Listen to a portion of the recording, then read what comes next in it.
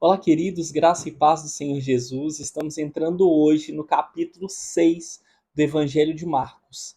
Então, para a gente não perder tempo, vamos direto aqui ao assunto.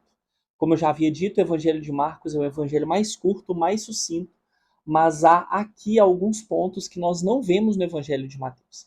Então, vamos iniciar.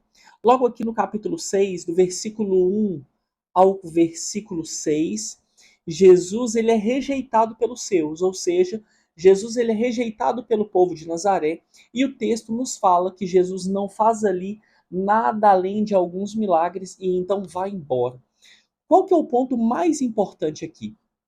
O ponto mais importante é que aqueles que conheciam verdadeiramente Jesus, aqueles que eram até mesmo os familiares de Jesus, não deram credibilidade para quem Jesus era, e então Jesus ele vai embora fazendo ali pouquíssimos milagres. Sabe algo que eu preciso entender com isso, queridos? É que na maioria das vezes, aquele que está mais próximo não te dará credibilidade. Então é esse o ponto a se pensar logo aqui do versículo 1 ao versículo 6. E por que é importante eu me atentar a isso? Porque Jesus está falando a respeito da fé. Jesus não faz muitos milagres ali, não porque ele não é capaz, muito pelo contrário, mas é porque as pessoas não têm fé o suficiente para que Jesus possa executar milagres e maravilhas. É claro que Jesus ele não depende de ninguém, mas quando você tem fé, você tem acesso ao sobrenatural de Deus por meio da vida de Jesus. E Jesus deixa muito claro e algo que ele respeita é o livre-arbítrio, ou seja, Jesus ele está ali disponível, mas ele não força ninguém a segui-lo.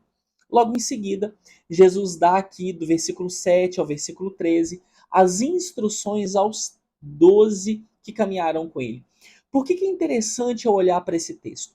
Porque aqui Jesus ele dá autoridade. Os 12 discípulos eles caminhavam com Jesus, mas ainda não tinham autoridade no mundo espiritual, como nós já falamos no Evangelho de Mateus. A partir daqui, eles têm autoridade por meio de Jesus, e um ponto importante, no final do texto diz, versículo 12: então, saindo eles, pregavam ao povo que se arrependesse, expeliam muitos demônios e curavam numerosos enfermos, ungindo-os com óleo. Ou seja, aqui já há o uso de óleo por meio dos discípulos do Senhor. Há aqui, lembrando que os discípulos só faziam isso com a autoridade de Jesus, e a partir daqui há poder, em nome de Jesus, usado pelos discípulos, né? Através dos discípulos.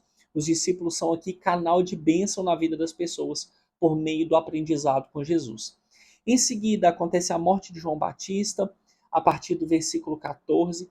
É interessante que aqui no versículo 13, ó, não, perdão, no versículo 13 nós já lemos. Aqui do versículo 14 ao 29, fala sobre a morte de João Batista, como lemos também já no Evangelho de Mateus.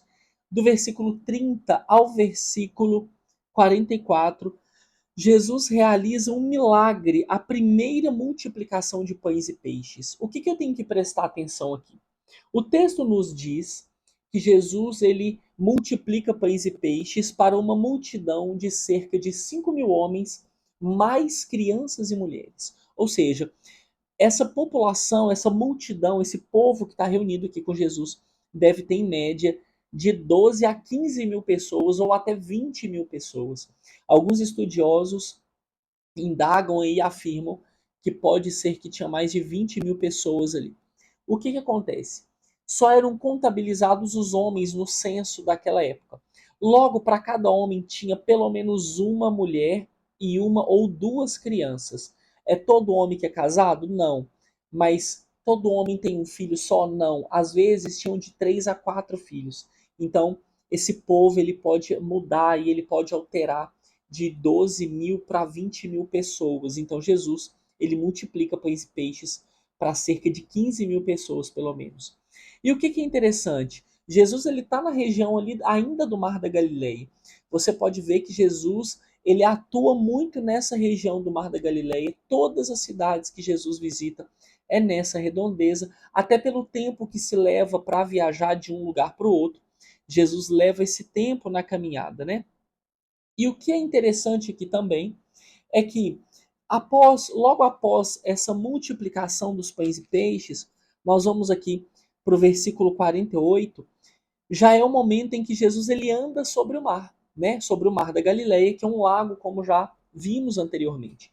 Quando Jesus ele anda sobre o mar, há ainda uma dúvida no coração dos discípulos sobre quem é esse homem. E Jesus ali, mais uma vez, mostrando para eles que ele é o Messias, ele é o Filho de Deus. A gente vai ver isso mais à frente, nos próximos capítulos. Mas o que é interessante aqui é que os discípulos eles viram Jesus agindo. Eles viram Jesus multiplicando peixes. Eles receberam poder em nome de Jesus, por meio de Jesus, para curar e expulsar demônios e ungir pessoas. Mas ainda assim eles duvidam. O que quer dizer isso? É que o tempo todo os discípulos estão brigando consigo mesmo quanto à sua religiosidade e à sua fé. E a gente vai ver que Marcos ele detalha isso ao longo dos capítulos, mostrando para nós que há o tempo todo um conflito interno dos discípulos quanto ao poder de Deus se render verdadeiramente a Jesus, que é o Messias, e crer naquilo que as pessoas falam, e crer na religiosidade dos escribas e fariseus, e até mesmo a sua própria incredulidade. E outro ponto interessante aqui é que na Bíblia fala que por volta do versículo, acredito que no versículo 48 mesmo, isso. E vendo-os em dificuldade a remar, porque o vento lhes era contrário, por volta da quarta vigília da noite. Vamos entender rapidamente o que é essa quarta vigília da noite? A noite ela é dividida em 4 partes: primeira vigília, segunda, terceira e quarta vigília. A noite ela passa a ser contada das 18 horas do dia, que é o início da noite, até às 6 horas da manhã do outro dia. Então aqui nós temos 4 partes de 3 horas cada parte. Então, das 18 da noite até as 21 horas, que são as 9 horas da noite, é a primeira vigília.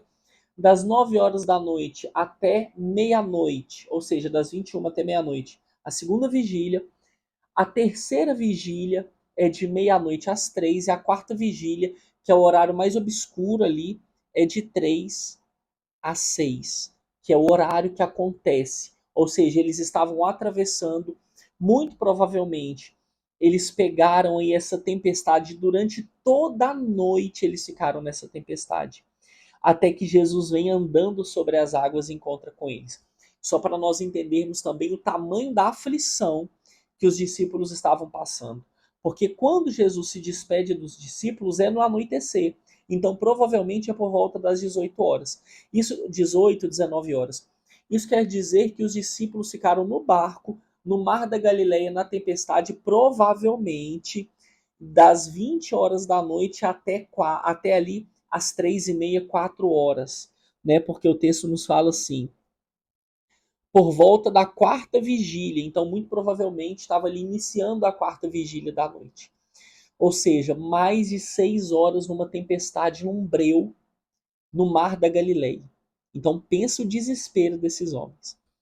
Logo em seguida, após Jesus andar sobre as águas, vem Jesus em Genezaré, do versículo 53 ao versículo 56. O que é importante eu prestar atenção aqui e qual é a diferença? Nós temos 2 paralelos gigantescos aqui. Em Genezaré, Jesus é muito bem recebido. Assim que Jesus desce do barco, as pessoas vão até ele, levando enfermos, pessoas para serem curadas, pessoas para viverem milagres, querendo receber a palavra, querendo ver maravilhas e glorificando e exaltando a Jesus. Acontece completamente diferente em Nazaré, que é a terra de Jesus. Então aqui nós temos um paralelo.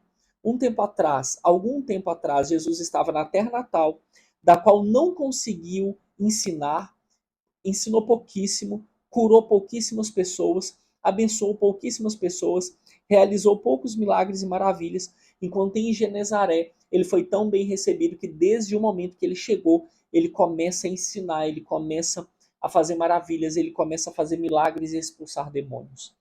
Então, o ponto importante aqui para mim, do capítulo 6, para nós analisarmos esses contrapontos, essas contradições que acontecem.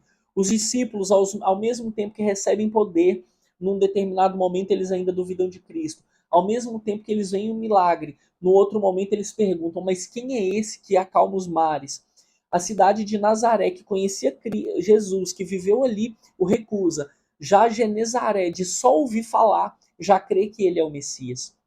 Então, Marcos ele traça esses paralelos aqui no capítulo 6, que é muito interessante de percebermos. Eu aguardo você para o capítulo 7 amanhã. Deus abençoe. Tchau, tchau.